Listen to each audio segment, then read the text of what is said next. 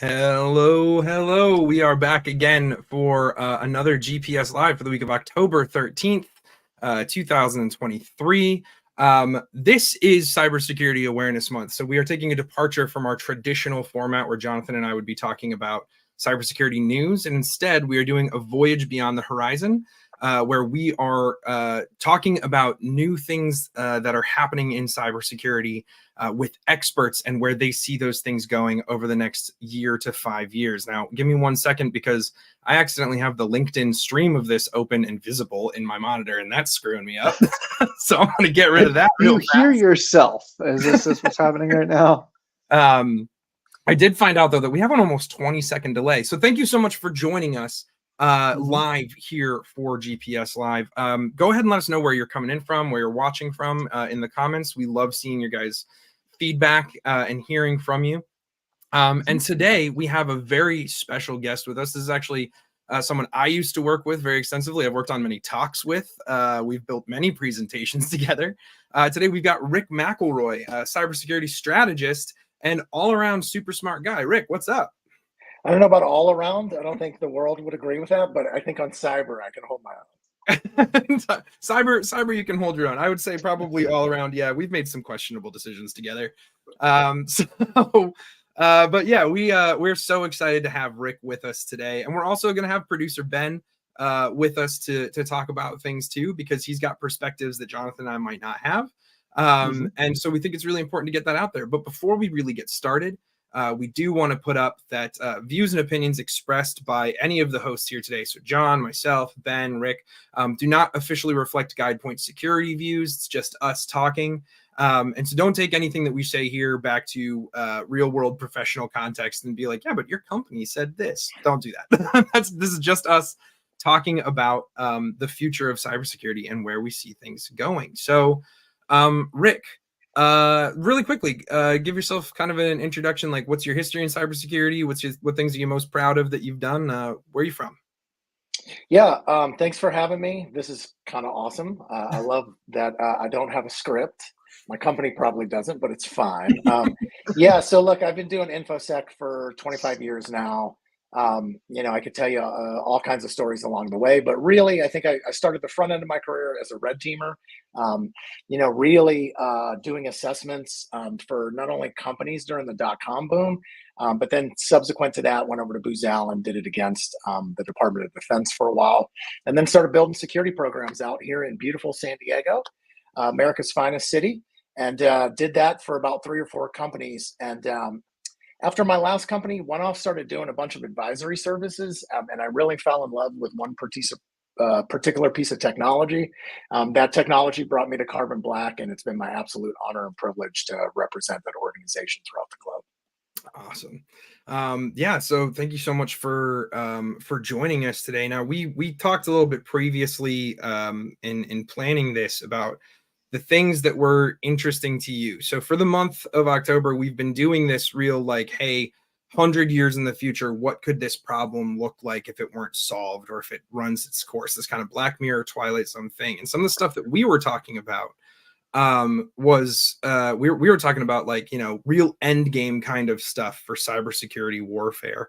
But bringing that back to this kind of year to 5 year perspective, like, what are some of the trends and things that you're looking at over the last year, news stories you've seen that really have caught your attention, have you concerned, and are things that you're thinking about right now? Yeah, I think I'll cover a few things on the adversarial side that are concerning, but a lot of from a macro perspective, there's just a lot of changes that are going to impact security leaders themselves and the programs. So some of those macroeconomics, there's going to be a giant consolidation inside of cybersecurity. Some of us already know this. If you're already paying attention, it just happens to be our time. We've seen this during other eras of information technology, right? You have a lot of specialization. Salaries continue to rise. Organizations have to react to that, and then you get kind of where we are for the next 18 months to 2 years. So I think on the consumer side, expect a whole lot of brands that move around and get bought by other brands. And we've seen this recently from announcements from Cisco, CrowdStrike, a whole bunch of other folks, right? I don't expect that to go away. I think on the leadership side, some of the big dynamics that are going to change for folks.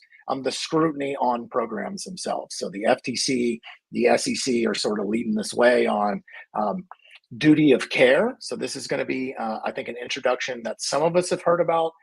It's being adopted. I think 8 states have adopted it already. But essentially now we have to prove that we not only have risk management frameworks, but that we adhere to those frameworks for decision making, and there's consequences, right? The last big market dynamic I'll talk about is on the insurance side. So you've got major insurers that are dropping cyber insurance as a line of business. My suspicion is they've been paying out for breaches for the last 30 years. They're probably kind of over that, right? Plus, to their announcements, there are kinetic warfare activities happening, which cost insurers money. And then, of course, a rise in natural disasters more frequently. And so all of that, what does that mean for security defenders? Well, your cost of insurance is going up, and it's going to continue to rise. The attestations that you'll have to provide over that. And then I would expect, lastly, on the macro level, that insurers are going to start to actually dictate some technology out there if you want to achieve insurance, or, hey, these are the playbooks that you have to adhere to. Now, on the adversary side, it's a really interesting time, right? So sort of at a tactical level, now, no big shock. I think anybody paying attention to extortion, I'm not just going to hit you with one binary to ransom you. I'm hitting you with multiple binaries. One of those binaries will have a destructive payload. A lot of this is being adopted out of, what we see from a cyber warfare from Russia to Ukraine perspective, and all of the ways to extort you, right? So you should probably sit down and do an extortion assessment. Forget a ransomware assessment.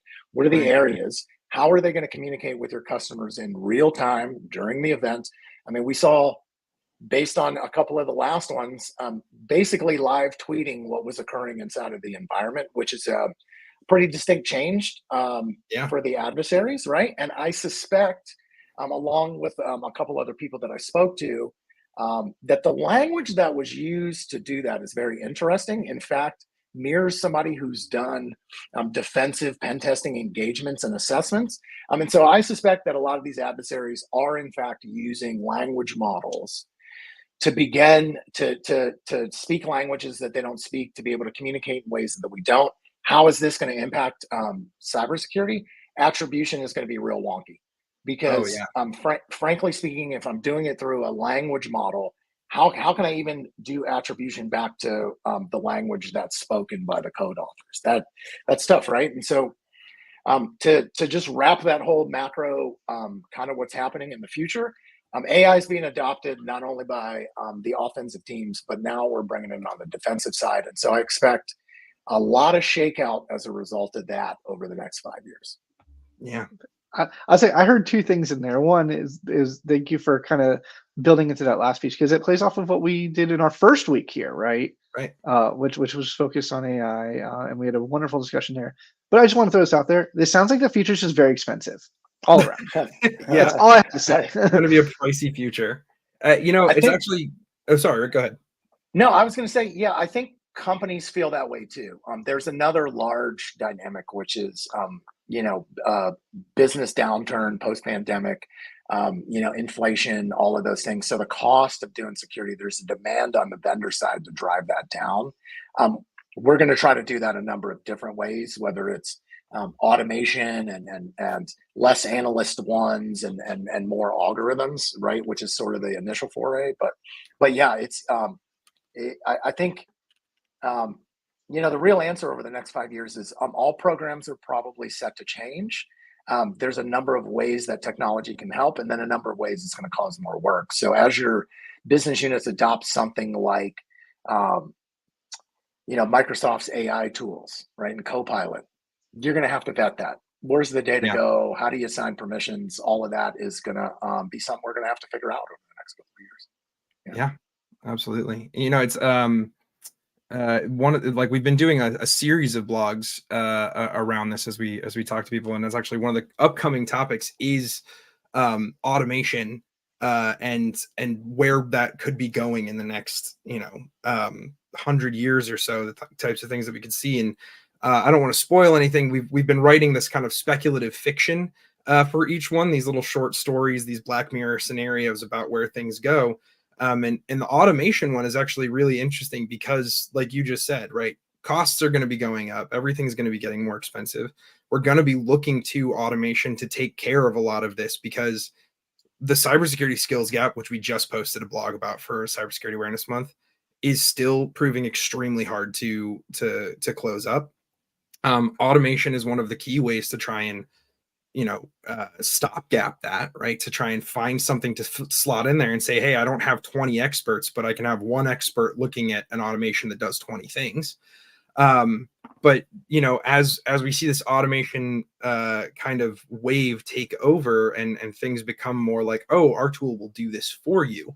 I think the other risk that we start to look at there is, what's the word that I'm looking here for? But the kind of dissonance that we're going to see between where our expertise level exists and what the system thinks is expertise level. And I feel like that's going to widen the gap even more, which is going to leave room for the kinds of things that we were talking about on our previous calls and that we're talking about right now, which is as the actual experts, the people who are really making money off of this stuff and have a real incentive to be attacking, they're going to, I feel, start to be the actual experts in this field. And we're going to start to fall further behind if we start to over rely on that automation. That's I think a fairly solid take, because they have more room for mistakes than we do, right? So like if I can learn and iterate faster on their side because I don't have change management and quality assurance. And that's just one of the dynamics that we face on the defensive side, right? But to your point, I mean, looking out over the horizon, there are folks working on new operating systems that include things like things that we bolt on top of the operating system today, right? Whether it's crypto, whether it's, dynamic analysis. I mean, I've seen a number of things at universities that are pretty cool for the future, to include sort of this vision that you have machine language that speaks machine language. And so I have some defensive system, let's just call that a defensive AI. That defensive AI ingests all this data, determines what's vulnerable, exploitable, and then machines start to write code for themselves to fix it, right? And the very rudimentary example I point to this is the DARPA Grand Challenge that happened at DEF CON, right? So that's exactly what I was thinking. Yeah, there was interesting things that were not programmed into those platforms. Now, again, those were probably bleeding edge at the time. A lot of university research went into that, a lot of money. But I thought one of the more interesting dynamics is like the defensive system just pre-shimming the operating system so that they couldn't actually be exploited. And so to your point, Tristan, there'll be, I think, expected results as we go down this road, and then there'll be unexpected results. And so I expect humans to be in this decision-making loop for a while. Because if you really think of the future of AI, and this has been a recent sort of mindset that I've had to shift to too, listening to some other very smart people on the topic. It's like, the idea that intelligence is a commodity, right? And some people will have access to this commodity and therefore be able to move things faster because I can throw more intelligent cycles at a problem to move that forward. And so exponentially, as a group of humans, we start to really rapidly innovate, right? Because especially if you look at an open AI model or, sort of the democratized AI, well, we all have the ability to do this, and we can start to automate and orchestrate and do all kinds of stuff. There'll be a lot of bad that comes with that too. But I also think like that's a very intriguing idea, this idea that gaining access to intelligence that might be worth 1 million humans throwing themselves at a problem, right? And then again, how do we figure this out as a species so that doesn't become, sort of grouped over here with the 1% or the top of the 1%, and they get advantages. Yeah. Well, some of the other things that had been part of our discussion, previously, and I think like this is something that I really love to hone in on with you, because we used to have conversations about this all the time when we worked together, especially because we were both, in the military, same branch, everything like that. we would talk about this kind of stuff all the time. But one of the things that that came up in that last discussion was the continuing escalation on both sides, right? As attackers are escalating and we're trying to fight back, and this automation stuff and AI all plays into that, right? But that continued escalation as things get more and more and more heated, right? We saw the same thing already happen with kinetic warfare over decades and decades and decades until we got to the nuclear bomb, right? Which is like the pinnacle of weaponry, supermassive destruction, and it has become this this almost like final solution to say we can go no further than this. Because if anyone launches a nuke, right, we all have heard the scenarios. I mean, one of my favorite things, I'm so bummed I have to re-record it, but I had done a cybersecurity in 60 seconds, which is a fun video series that we do on AI, and the audio got all messed up, so we've got to record it. But I took the opportunity to basically just talk about the movie War Games as much as possible, because we've all seen War Games. We all know mutually assured destruction. We all know what the nuclear bomb is capable of if it gets launched. And so that kind of mutually assured destruction area that you were talking about before, right? As we see not only organizations, but also governments escalating in this fight against cybercrime, in the next 1 to 5 years, do you see like a mutually assured destruction button becoming something, right? Is there going to be like the nuclear option in cybersecurity to say like, I push this button and it's all done? Yeah, I mean, I would bet amongst a couple of nations, and again, we're only privy to things that are public, right? Right. But it's interesting, like capabilities are shown sometimes and observed, I think on purpose. Sort of this, I don't want to call it a cyber Cold War, but as people are on the same system with the same number of implants from multiple places, right? Shadow brokers observed a bunch of data and then released that, right? So, yeah, I would suspect that capabilities to do certain things that people would consider detrimental to a society, power grids pop top of mind. After What about all the of our jobs. genetic data breaches that are happening? Yeah, I mean that from a future perspective becomes quite eerie when you start to, and scary when you start to mix it with the idea that again we're democratizing both artificial intelligence to work on problems, and then also bioengineering and hacking inside of people's garages. I mean, people are stabbing themselves with stuff today, right? To sort of go down that road, and so I think it's a concern out of our DoD. I think certainly when you look at how you can get through some of these systems and have them give you some really crazy info. And I won't mention, some of those things, but it can be tricked, it can be fooled. It's not perfect and can reveal fairly nasty stuff right now. Current dynamics that I think are going to speed up what we're seeing from cyber warfare. DoD just massively changed their strategy inside of the United States. Now, this will take them a little time to do. They've obviously are a bit overtasked today with operations and those types of things to support the DoD, but they've been doing hunt forwards across allied systems for a number of years now. That's coming home, and so I do suspect the DoD to start to get involved for corporate organizations. Now, what does that actually mean? I don't think any of us know, right? Does that mean that I can call in the United States Marine Corps to do an offensive operation? Probably not, right? But that being said, I do expect better coordination for things like takedowns. I do expect some red lines to start getting well defined, where you say, hey, based on these types of systems, this is the type of response that will occur as a response. I would bet there's already discussions around that today, and specific things that I think about pipelines, healthcare, power grids, and water systems. They've all been poked around into various degrees. We've seen the impact of JP, going down, and then people putting gas into bags on the East Coast, right? So I think the bad guys understand the impact now. And of course, anytime you have nation states competing in a battle space, the nation that has the greatest weapon in that battle space has the strategic advantage. So if you frame the larger cybersecurity discussion in that particular dynamic, and I know a lot of people get uncomfortable with the language of battle spaces, but I think it's important to think about, because if you think about how battle spaces are funded, how they're organized, how it's strategized, you can begin to imagine the future of cybersecurity in that world. Yeah. Well, don't so, leave me being the only guy. So to comments end here. it, like, where does that end? I think it ends ultimately in a weird place, because the nation states will absolutely draw mutually assured destruction. I don't think it's in any of our best interests to shut off power grids for a major superpower, right?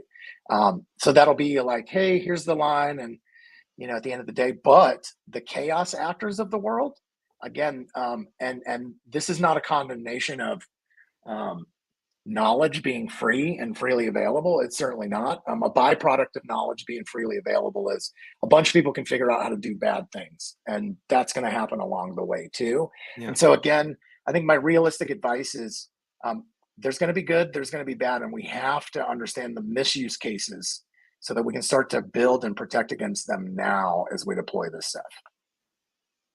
So I got something here, and it just kind of get me thinking about this. But are we going to be taking a step back? And this is almost like we talked about this in the previous show, like the Terminator stuff. But are we going to be putting the robots into the front line, or are we going to be allowing the systems to be hitting it both physically and digitally? Like, are we transitioning to that kind of future realistically, where we may still value people and put other things out in that direction? That's a interest. So I would tell you, like, recent updates. There are current recent AI-based systems that can not only do targeting selection, but also fire on targets. That's a real thing. The U.S. military has trained dogfighters against AI and lost. We did another exercise where AI was responsible for taking down SAM targets, except it had a human controller in the loop. And so the way the AI was programmed is, hey, you have to achieve high score by killing all the SAM units. When you have a human controller that told it not to blow up certain SAM sites based on intel, it decided to take the human operator out of the loop itself. And so, again, I think, look, militaries and national security is going to dictate that folks continue down this road. But I think it's an interesting question overall, the future of warfare. Because by and large, on the American side, and I'll speak for us, I was a United States Marine, and my brother was just retired from the Army. So I think my family has a pretty good idea of what deployments and national security look like. It'll be real interesting when we're not sending human bodies into warfare on whether or not you ever get off a warfare footing. Because a lot of times, we've really ended our engagements based on body counts and pain levels to American families. And I think, again, ethically and morally as a society, those are questions that should start being asked. I think on the legislator side, they're certainly, I think, about to start flexing. The impact to 10 million American jobs is probably real when it comes to a future with automation and robots. And so what's the answer to that? Do you slow it down? Do you create transition programs for people? We're kind of bad as a nation on retraining people. So we've done this before, but if you look at the results, not great. Hey, maybe this is a good time to plan this, right? Not everybody can be a coder, all of those things. But these are the dynamics. And I think it's why I say we live in super interesting times. Like, I'm not pessimistic about it. I just think I hope that common sense wins out in the end, and that there possibly is a bit of a slowdown to some areas that we're pointing, AIs and robots at. Yeah. Hopefully, because I have always, when we worked together, right, my special interest area of cybersecurity was entertainment, and how we were, addressing cybersecurity concerns in the entertainment industry. Because at the time specifically, right, we had the Sony hack going on, and that was like potentially nation state and all of these other, like, that was still all up in the air at that point. But what I find really interesting is, because entertainment is just something that I'm very keyed into. I do remember, I can't remember the exact year that it came out, but it was over a decade ago now, I think, when the Will Smith movie Stealth came out about, right, an AI plugged into a drone program, and it just went rogue and was like, oh, I'll just take out my human operators because they're the ones keeping me from accomplishing the mission that I was given. And it's so interesting to me that that we had scary stories about that for decades. And we talked about this last week with Ray, and as he was just talking about AI. For decades, we have had the same scary stories about AI, and now we're finally at the point where like we are starting to realize some of the actual capabilities that those stories were about. And it seems like none of the lessons from those stories, like no one listened to the Aesop's fables of AI before building their AI systems and deciding to deploy this stuff. Yeah. Look, I mean, I think about it in terms of, again, capabilities and strategic capabilities. So I think from a nation state perspective, they think whoever gets the general AI first wins, which is whenever that happens, damn the torpedoes, we're getting it first, right? I mean, we have a whole, movie that was just made about the Manhattan Project and locking the smart people away, right, to make sure we got it first. But again, at least amongst the Western nations, seems like we're having a conversation around what are the right controls to put in place to turn this off. I think a general assumption it's going to make some mistakes along the way. Again, for chaos actors that are out there for other nation states, especially some of the despot nation states, I don't think they're going to have those ethical and moral considerations, neither over their citizenry nor nations that they happen to be adversarial with. And so what do you do? Right. So then you get in this loop of, well, again, if we don't get it first, someone else that's bad will, but but all of those questions for humans. So now I'm going to elevate myself to a human outside of my interests in the particular nation that I live in. Right. So as a human, this becomes super interesting because I do think from a pure if we just say we're going to point a thing that's really smart and can do a bunch of cycles at solving problems, I think we start to get better results of that. Also, there's a hope, I think, that AI leads to less corruption because there's less humans in the loop, and that's really where we see those things. And so, look, I think the conversations that we're having today are the correct ones. What we do about the certain futures, I think, on any path are going to be really interesting. I mean, look, they just had a lawsuit get filed over an AI that has bias built into it, right? And is incorrectly identifying, Black individuals, right? And so it's like, well, what are we doing about that? Like, we've got to do a better programming up front. We got to be more inclusive in the design process. But more importantly, can we not beta test it in the real world? This is something that I see because, and I'm not, I understand the overwhelmingness of being in law enforcement, especially on the cyber side. But I think our rush to adoption of tech is going to cause issues like this, where innocent people get hemmed up, or we make some considerations and fire on targets we're not supposed to. Well, how about we just maybe take a pause and get some better testing in the real world before it goes live? It's probably a good idea. Yeah. Yeah, I think I think that's something that I've been thinking about a lot recently, and the conversation we had with you previously also like brought it front of mind for me. But the as we've moved forward as a society, right, the things that have become standards of living, things have become like this is just part of life now, right? Like it's like when talking to my parents, right, and you talk to them about like I have friends who are a little bit younger than me, and they're on the job market, and they're like, oh, it's hard to find a job. My parents are like, oh, just fill out the application. It's like, no, you can't have that. Or you talk to them about like, oh, it's expensive to live, in Seattle where I live. And they're like, well, your internet is, and I'm like, no, I have to have the internet I have for my job. It's a necessity. So it's really interesting to me, cybersecurity crossing over with human rights, right? Where do we start drawing the red lines that you were talking about earlier with like power, water, food, these kinds of things? Like at the point that we start messing with human rights and the ways that like the average person lives, where are we going to draw those lines? I think is going to be really interesting, and that again plays into what you were just talking about with AI. Hey, can we stop beta testing in public, please? And look, I have a tendency to look backwards to look forward sometimes, because human nature is fairly predictable. Not always, but I think the past can be a good indicator, and so look, we've done weird things before, like I don't know if anybody remembers that, like you couldn't export Windows at a certain point because of encryption levels, and the, you know, like governments came in to put Clipper chips inside of things, and so even the dynamic of cybersecurity and privacy, in a lot Yeah. of cases, are not that's not in the best interest of both things. As an example, to record the behavior that you would need to determine whether a human was going to take some negative real world action, and I mean really bad action.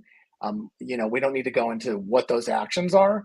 um, I got to record a whole lot of data from a populace of people. Well, but the privacy advocate in me gets really worked up about that, right? I don't want, but I also want people to be safe. And so again, this conversation as a group of politicians and legislators and regulators and consumers, we got to find this balance. And I think we've ran over both sides. Like we erred on the side of no privacy for a while, and then I think we're attempting as a group of humans to get that back with, you know, again, more recent changes to legislation. But again, if I make things 100% private, I'm probably going to have a hard time detecting things at scale. And that's a reality that I think none of us like to admit, but it's true. So again, how do we do this in a way that allows for privacy of individuals, but also the security of large groups of people? Yeah. Well, I think that's that takes us to the top. Yeah, that's the top, all the time that we've got today. So thank you so much for your thoughts and your time, Rick. Just really quickly for any of our viewers, is there anything in particular, like your social media or a talk that you gave recently that you want to plug and have people go look up? Yeah, just to add InfoSec, Rick, the last thing I'll say is because I got to steal it from George. He tagged me in on a post this morning. He's using the analogy that cybersecurity was required to protect the car, right? So if the car is your organization, all of those things. I like his new analogy, which is we're now being required to secure this engine, the engine which will be AI that's powering your business. Your business is going to run fast doing that. So we have to shift our mindset that it's not just about protecting the people inside of the vehicle, it's about protecting the engine and the vehicle itself as well. Yep. Awesome. Well, thank you so much for joining us. Ben, thank you as always for your thoughts and opinions on this one. We love producer Ben. Thank you for, but actually really genuinely, I do want to give a thanks to Ben because he does a lot of background work, like monitoring comments for us and highlighting things and doing stuff like reminding us of what time it is because we can get lost in discussions. But Rick, thank you so much for joining us. Thank you everyone for watching. If you're watching this on demand, go ahead and still leave comments. Let us know what you thought of things and we can address conversations next week. Next week, we do actually have the person Rick was just talking about, George Kamide. He's going to be talking with us. We're going to talk about IoT and its expansion into the human body and what that means for cybersecurity. And that's going to be very cool. I'm so excited about that topic. And on behalf of GuidePoint Security, I've been Tristan Morris. And I'm Jonathan Singer. And we've had Rick McElroy and Ben with us, and we will catch you all next time.